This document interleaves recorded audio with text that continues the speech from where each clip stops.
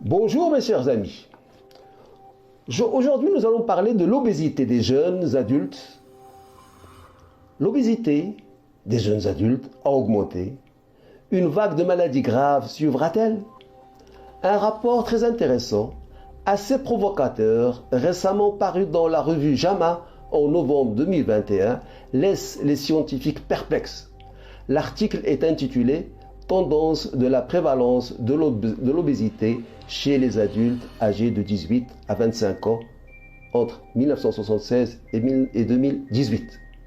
Comme le soulignent les auteurs, il est reconnu que l'obésité est un problème majeur.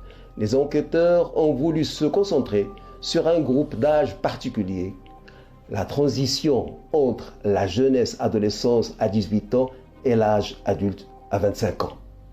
L'étude de ce groupe d'âge scientifique ainsi que l'impact de l'obésité au cours des 30 à 40 prochaines années constitue donc le défi que nous devons relever et sur lequel ces chercheurs se sont penchés.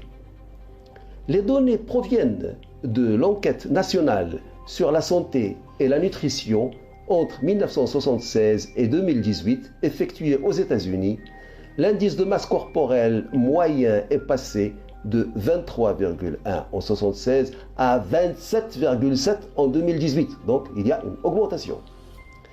Mais plus précisément, entre 1976 et 1980, qui est la période de référence, la prévalence de l'obésité dans ce groupe d'âge, encore une fois les 18-25 ans, était de 6,2.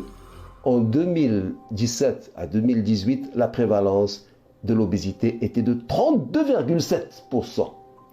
Permettez-moi de répéter, de 6,2% à 32,7%. Si l'on regarde à l'inverse, le pourcentage d'individus qui avaient un poids normal dans la première période était de 68,7%, qui a diminué à 37,5% dans la période ultérieure.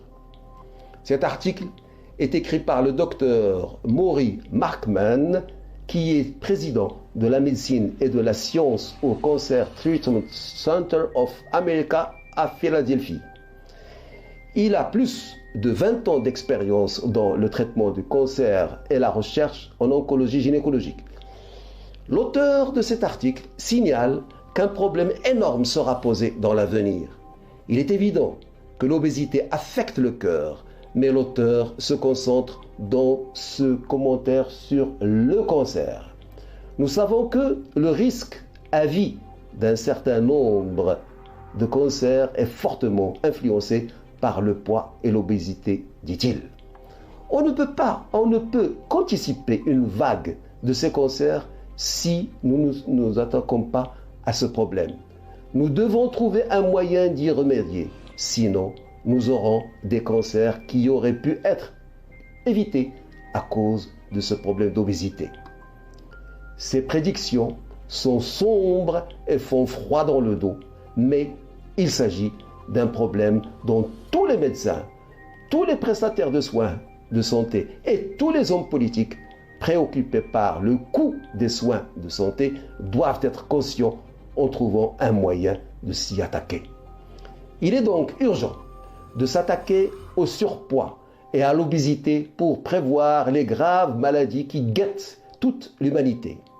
En luttant contre la sédentarité, en effectuant des exercices réguliers tout en suivant un régime alimentaire équilibré, on peut relever le défi en évitant beaucoup de cancers ainsi que d'autres maladies cardiovasculaires et métaboliques comme le diabète type 2, entre autres.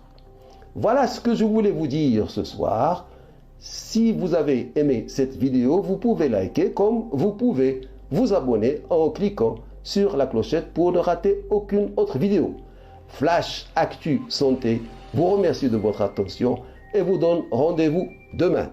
Au revoir.